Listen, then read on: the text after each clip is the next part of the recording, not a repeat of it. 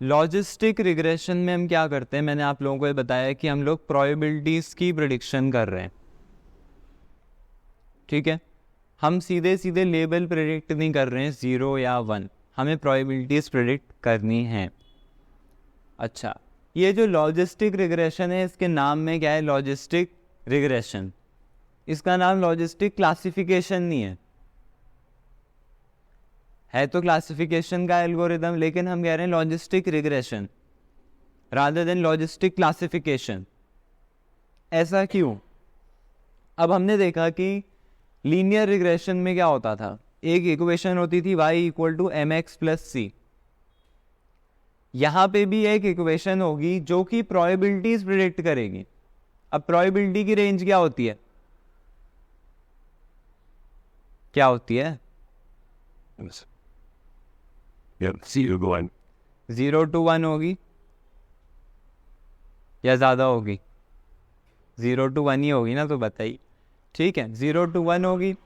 अब हम इसमें क्या करेंगे, हमारी इक्वेशन इसमें जो यूज होगी वो होगी ये वाली ST1/1 प्लस ये जो E है ये यूलर्स नंबर होता है जिसकी कुछ वैल्यू होती है 2.75 समथिंग, ठीक है, और रेज टू पावर -t किया है हमने। ये इसकी इक्वेशन है, देख लीजिए। इसको हम कहते हैं सिग्मॉइड फंक्शन। लॉजिस्टिक रिग्रेशन में प्रोबेबिलिटीज की प्रिडिक्शन करने के लिए हम जिस इक्वेशन का यूज करेंगे उसका नाम होता है सिग्मॉइड फंक्शन, ठीक है। इसे हम S से डिनोट कर सकते हैं या सिग्मा से भी डिनोट कर सकते हैं, ठीक है। अब इसमें हमने कुछ t लिखा है, वो t क्या है, वो t आपकी y equal to m x plus c की लाइन ही है। t equal to m x plus सी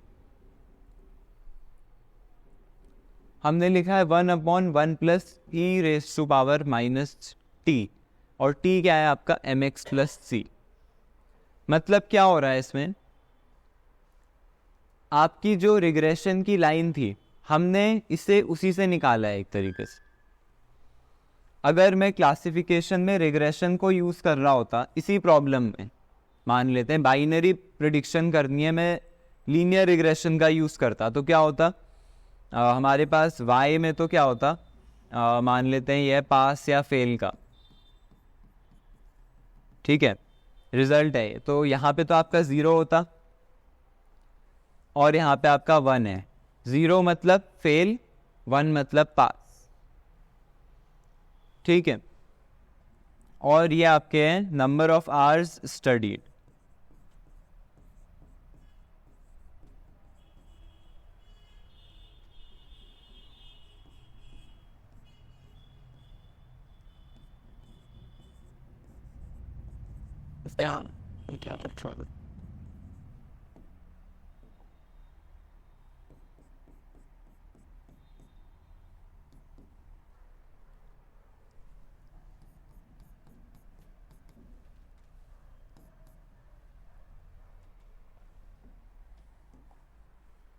अब देखिए इसमें ये मैंने कुछ पॉइंट्स प्लॉट किए हैं। अगर हम इसका स्कैटर प्लॉट बनाए तो कुछ ऐसा दिखेगा, बीच में कुछ नहीं आएगा कोई पॉइंट। क्यों? क्योंकि यहाँ पे या तो पास होता है या फेल होता है।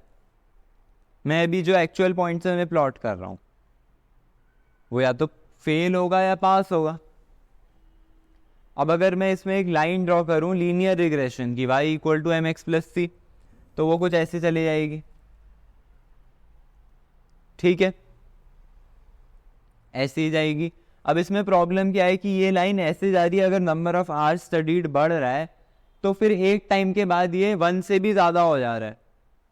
अगर आप इसे प्रोबेबिलिटी भी मान लें, ठीक है, अगर हम कहें कि ये प्रोबेबिलिटी है पास या फेल होने की, ठीक है, अब प्रोबेबिलिटी 1 से ज़्यादा तो नहीं होगी ना, और ना ही 0 से कम होगी, क्योंकि ये लाइन तो नीचे भी जा रही है। जा रही है कि नहीं जा रही? अगर आप 1 घंटा पढ़ रहे हैं तो आपकी प्रोबेबिलिटी पास होने की नेगेटिव में है और प्रोबेबिलिटी नेगेटिव में नहीं हो सकती। ये प्रॉब्लम है लीनियर रिग्रेशन के साथ। यहाँ पे मैंने प्रोबेबिलिटी प्लॉट करी है, यहाँ पे मैंने आर स्टडीड प्लॉट किया है, ठीक है। ये आपके फेल वाले पॉइंट्स हैं या आपके पास वाले पॉइंट्स हैं। अब मैंने एक लीनियर रिग्रेशन की लाइन फिट करी जो क्या होती है y equal to m x plus सी,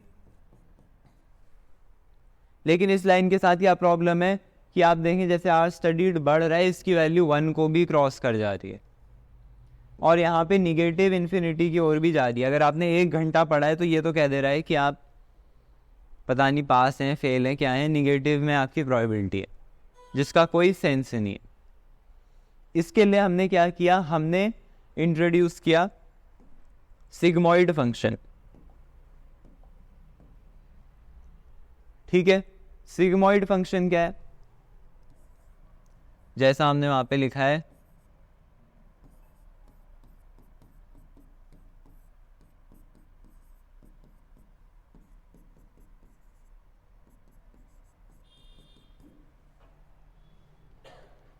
ये है आपका। अब ये क्या करेगा, इस लाइन को स्क्वैश करेगा। स्क्वैश करेगा मतलब कि इसे ये लाइन यहाँ को ऐसे नहीं भागेगी, ठीक है, और ना ही ये ऐसे भागेगी। ये क्या करेगा, इसको स्क्वैश कर देगा, मतलब इसे कुछ ऐसा बना देगा कर्व को, S shaped curve, sigmoid curve. ठीक है, हम जब इस इक्वेशन का यूज कर रहे हैं, इस फंक्शन का यूज कर रहे हैं, ठीक है, इस फंक्शन का यूज कर रहे हैं तो हमें एक एस शेप्ड कर्व मिल रहा है जो कि आपका 1 को क्रॉस नहीं करेगा, ना ही 0 को, सॉरी 1 को क्रॉस नहीं करेगा और ना ही 0 से नीचे जाएगा। लीनियर रिग्रेशन में तो वो चले जा रहा है, ठीक है, लेकिन अगर आपने सिग्मॉइड फंक्शन का यूज किया है तो उसकी वैल्यू 1 से ऊपर नहीं जाएगी और 0 से भी नीचे नहीं जाएगी। यही इसका फायदा है, इसीलिए हम लॉजिस्टिक रिग्रेशन का यूज कर रहे हैं। ठीक है, यहाँ पे जो हमने ये टी लिखा है ये क्या है आपका, y equal to m x plus c है। उस लाइन को इसने ऐसे बदल दिया। ठीक है, अब इसमें क्या होगा, हम प्रेडिक्शन कैसे करेंगे इस लाइन से। हम इतना समझ गए आप लोग क्या कर रहे हैं, हमने सिग्मॉइड फंक्शन का यूज करके इस लाइन को स्क्वैश कर दिया, मतलब अब जो वैल्यूज हैं वो 0 से 1 के बीच में ही होगी। क्यों किया ऐसा, क्योंकि प्रोबेबिलिटी 0 से 1 के बीच में होती हैं। ये फंक्शन क्या करेगा, हमें वैल्यू 0 से 1 के बीच में देगा। मतलब हम क्या करेंगे, इसमें x की कोई वैल्यू देंगे जैसे हम लीनियर रिग्रेशन में करते थे, कुछ वैसे ही टाइप का है, इसलिए इसका नाम लॉजिस्टिक रिग्रेशन है। हमने कहा कि आपने 5 आवर्स स्टडी करी है, ठीक है, तो आप इसमें x की वैल्यू 5 देंगे तो ये आपको क्या देगा, प्रोबेबिलिटी देगा। हम directly y equal to m x plus c का यूज नहीं कर रहे हैं, हम लोग इस फंक्शन का यूज कर रहे हैं जो कि आपको 0 से 1 के बीच में देगा।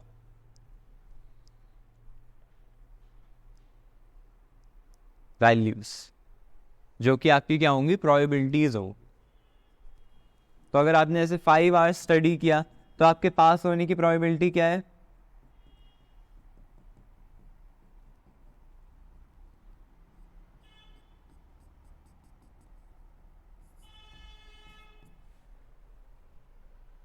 ये मान लेते हैं 0.7 पे आ रहा है, तो आपके पास होने की प्रोबेबिलिटी क्या है, 0.7। मतलब अगर आपने जो s है उसमें आपने अपना जो t था उसके लिए आपने दिया m इंटू 5 प्लस सी, तो आपने इसने आपको दे दिया 0.7। t आपका वही है y equal to m x plus c. ठीक है, अच्छा ऐसे ही अगर हम कहें कि हमने 4 आवर्स स्टडी करी तो ये आया आपका 0.4, तो आपकी 40% चांस है पास होने की। ऐसे ही आप इस कर्व का यूज़ करके प्रोबेबिलिटीज कैलकुलेट कर सकते हैं। अब इसमें कुछ आउटलायर डेटा भी है, जैसे किसी ने कम आवर्स स्टडी करके भी वो पास हो गया। अब ऐसा हो सकता है तो उस प्रॉब्लम में लॉजिस्टिक रिग्रेशन आपका अच्छा काम नहीं करेगा, या ऐसा भी हो सकता है कि कोई बहुत ज़्यादा घंटे पढ़ाई कर रहा है लेकिन फिर भी वो पास नहीं हो रहा है, जैसे ये वाला डेटा पॉइंट। तो उसमें फिर आपका लॉजिस्टिक रिग्रेशन गड़बड़ करेगा, जैसे लीनियर रिग्रेशन में गड़बड़ करता है, ठीक है, कुछ एरर हो जाएगी फिर तब, राइट। तो ऐसे तो आपने प्रोबेबिलिटी चेक करी। अब लेकिन क्लासिफिकेशन में क्या चाहिए होता है, हमें कुछ लेवल चाहिए होता है ना, कि पास होगा कि फेल होगा, ये तो बात हुई प्रोबेबिलिटी में। इस प्रोबेबिलिटी को आपको आउटकम में भी तो कन्वर्ट करना पड़ेगा। अब आपने कहा कि आपके पास होने के चांस है 40%। अब मैं क्या मानूं कि मैं पास हूं कि फेल हूं? या आपने कहा कि 70% चांस है कि आप पास हो जाएंगे, तो इसका मतलब है कि पास हो जाएंगे कि फेल हो जाएंगे? किसी एक चीज़ पे बात करनी होगी ना लास्ट में। तो अभी तो प्रोबेबिलिटी में है, लेकिन प्रोबेबिलिटी को आपको किसी एक आउटकम में कन्वर्ट करना पड़ेगा। जो आपकी प्रोबेबिलिटी है आपको उसे पास या फेल में कन्वर्ट करना होगा। अगर प्रोबेबिलिटी 0.8 है तो मैं पास हूँगा कि फेल हूँगा। 0.5 है तो क्या पास होगा कि फेल होगा। 0.39 है तो पास होगा कि फेल होगा। अब ये कैसे डिसाइड होगा? ये तो प्रोबेबिलिटी निकल गई चलो लॉजिस्टिक रिग्रेशन से, लेकिन अब ये कैसे डिसाइड होगा कि पास होगा फेल होगा? इसके लिए हम एक थ्रेशोल्ड सेट करेंगे। थ्रेशोल्ड से मतलब ये है कि अगर आपकी प्रोबेबिलिटी पास होने की 50% से ज़्यादा है तो हम ये मान लेंगे कि आप पास हो जाएंगे। थ्रेशोल्ड कुछ भी हो सकता है। मैं फॉर एग्जाम्पल मान लेता हूं कि मेरा थ्रेशोल्ड लेवल क्या है। थ्रेशोल्ड लेवल है मेरा 0.5। मतलब क्या है कि अगर आपके पास होने की प्रोबेबिलिटी 0.5 से ज़्यादा है, जैसे अगर आपकी 0.8 आती है तो हम इसे पास में कन्वर्ट कर देंगे। अगर 0.5 है तो हम इसे फेल में कन्वर्ट कर देंगे, क्योंकि हमने कहा 0.5 से ज़्यादा होनी चाहिए। ऐसे 0.39 भी आपका फेल हो जाएगा। मान लेते हैं हमने अब कहा कि थ्रेशोल्ड क्या है, 0.8 है। तो अब अगर किसी की प्रोबेबिलिटी 0.7 भी आ रही होगी तो वो भी क्या हो जाएगा हमारे लिए? फेल हो जाए। 0.6 में भी फेल हो जाएगा। थ्रेशोल्ड मतलब एक बेंचमार्क जिसे आपको क्रॉस करना है, तभी आप पास कहलाओगे। आपने जो आपका फंक्शन था, सिग्मॉइड फंक्शन कहते हैं इसे, सिग्मॉइड फंक्शन। सिग्मॉइड फंक्शन तो आपको प्रोबेबिलिटी देगा पास होने की 0 से लेके 1 के बीच में, लेकिन प्रोबेबिलिटी से अब आपको किस में आना है? पास या फेल में आना है। किसी रिजल्ट में अराइव करना होगा। आप ये नहीं कहेंगे अब 70% चांस है आपके पास होने का, तो पास का हो या फेल का हो। उसके लिए आप एक थ्रेशोल्ड लेवल सेलेक्ट करेंगे। जैसे मान लेते हैं 0.8 किया या 0.6 किया। हम कॉमनली क्या लेते हैं? 0.5 लेते हैं थ्रेशोल्ड लेवल, कि अगर आपका 50% से ज़्यादा है चांस तो हम आपको पास मान लेंगे। या अगर हम ईमेल का स्पैम या नॉट स्पैम डिटेक्ट कर रहे हैं तो हम उसे स्पैम मान लेंगे। हम टेक्निक्स भी देखेंगे हम कैसे डिसाइड करते हैं थ्रेशोल्ड, ठीक है। और ये आपका डोमेन एक्सपर्ट भी आपको इसमें हेल्प करेगा कि आप थ्रेशोल्ड लेवल कैसे डिसाइड करें। अब अगर मैंने थ्रेशोल्ड 0.8 लिखा है तो पास होना बड़ा मुश्किल काम है। ऑब्वियस सी बात है। 0.5 में तो आपकी प्रोबेबिलिटी थोड़ी सी भी 0.5 से ऊपर हो रही है तो हम आपको पास कह दे रहे हैं। लेकिन जब मैंने 0.8 लिया है, मतलब अच्छी खासी प्रोबेबिलिटी होनी चाहिए आपके पास होने की, तभी हम उसे पास कहेंगे।